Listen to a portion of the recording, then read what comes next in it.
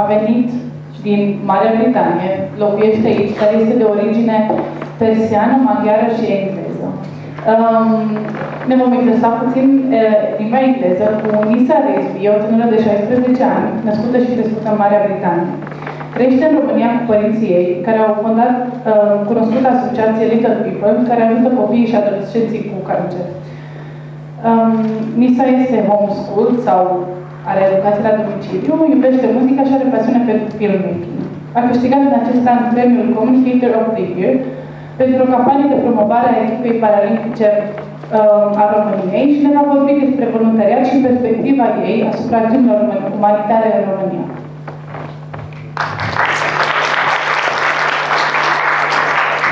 Hello. Today I'm going to be talking about volunteering and the mentality of Romanians that Romanians have on people that are disabled and are fighting cancer. As you heard, my parents run a very large charity. We work in four of the major cities in Romania: Cluj, Iași, Timișoara, and Bucharest, and 6 of the major cancer units. I have been tagging along with my mom, who started to go to the hospital in 1994, I presume. And from the age of 5, I would go with her. I would help her out in the hospital with doing different psychosocial activities with the children. So I grew very familiar with the environment, the hospital environment. And over the years, I have been working a lot in this environment, and I'd like to talk about what it is to be a volunteer. I have started volunteering officially from the age of 14, where I wrote my contract, I started I was on schedule, and I had to start writing reports. So what defines a volunteer? What is a volunteer? Volunteering is very popular nowadays. Lots of young people are doing it.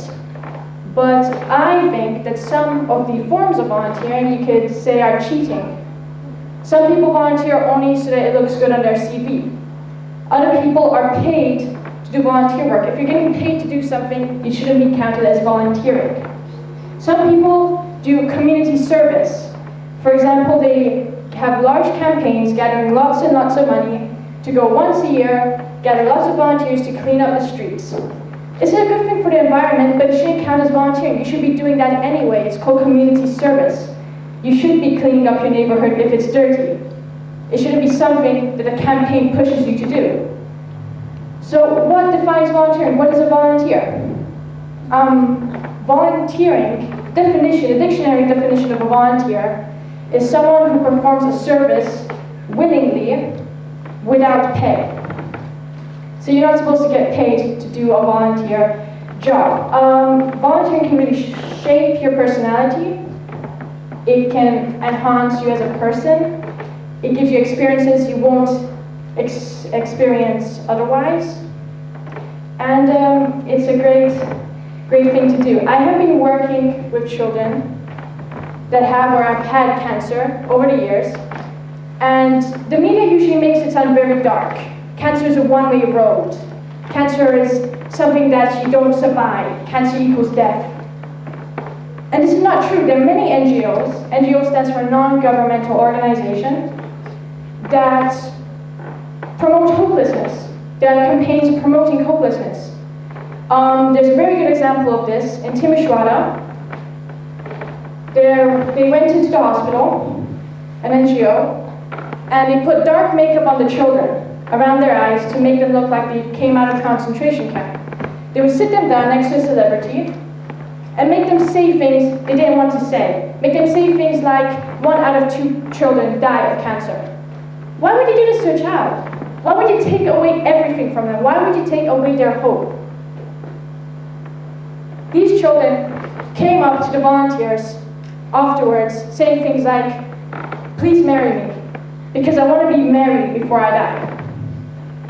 Why would you make a child lose all their hope? The worst thing you can do to someone who has a severe illness or someone who has cancer is take away their hope. Hope is everything. Hope is what keeps them fighting. There's a very large group of Romanian cancer survivors. These are children and teenagers young adults that have survived and overcome cancer. They're called temerari. I don't know if you heard of them. Anybody? They sell these wristbands. Yeah, all right. The campaign's name is Pochitu. They came up with this themselves. We sell these wristbands, 5 donation, and it says temerari, știu că se poate, Pochitu. My Romanian is really bad, I'm sorry. And this message is what gives the children hope. These are their personal messages. That's a cancer survivor. His name is Leo. She's also a cancer survivor. And this has a great effect on the public, but the greatest effect it has is on the actual children, the beneficiaries, the children in the hospital. They come up to me saying, I want to become a temerari. I'm going to become a cancer survivor. It gives them hope. This is a young man called Georgia. His message is amazing. Now this boy, his name is Philip. He was treated in the hospital in Timișoara, and when he first went there, he heard from the doctors that they have to amputate his leg. They have to cut it off. Now, he told his mom that he would rather die than get his leg chopped off. That's the worst thing that can happen to him. He doesn't want that to happen. Now, as he was undergoing treatment, he met our volunteers, and he met some of the temerari members, and he went in to visit him in the ward, and they talked to him about temerari. My mom went in one day, and he went up to her, and he was wearing a wristband, and he said, you know what? Next year at the gala, I'm going to be there. I'm going to be a temerari. And he is.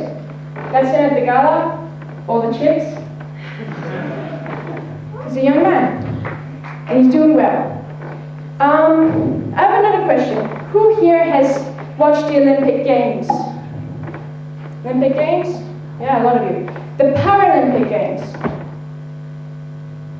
Only a few. We co-organize a very large event here in Cluj called RITO. You heard of it? Lots of schools, I'm guessing? Yeah. It's a very successful event. RITO stands for Romanian International Table Tennis Open, and it's for disabled sports people playing table tennis. It's the largest disabled sporting event in Romania. It always gets great press, very successful. We do a very good job. Volunteers are great. But what always bothered me was the fact that, apart from the volunteers, there were no Romanians there. No Romanians cheering on their own country to beat the other place. This is a huge international event. There were people from China, USA, England, but no Romanians were there to cheer on their team. When the Paralympics came along, me and my dad worked on a campaign, that we wanted to change the mentality towards a disabled person.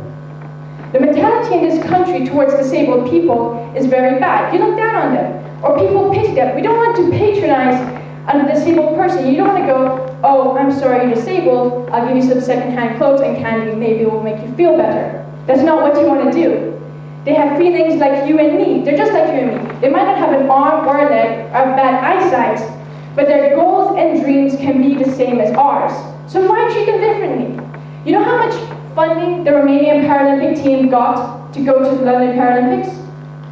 5,000 euros. That's all they got.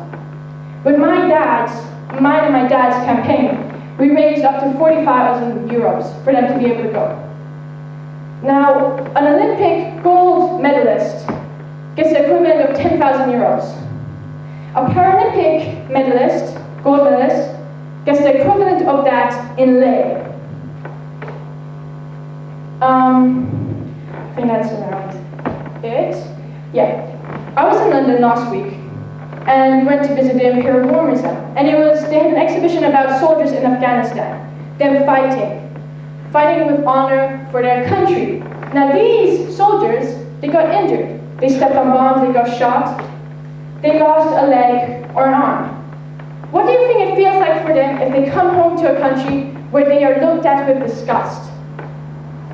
Where they're not treated with honor, the honor that they deserve? Should we treat them as heroes? Or do we have to pity them? So my goal is to change the concept that people have on disabled people, or people that have cancer. It's not a one-way road. You're not going to die.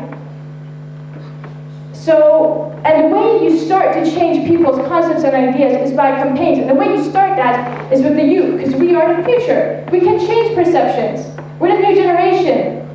The old generation are the ones that have these bad concepts, but we can change it as the young people. Thank you. That's about it.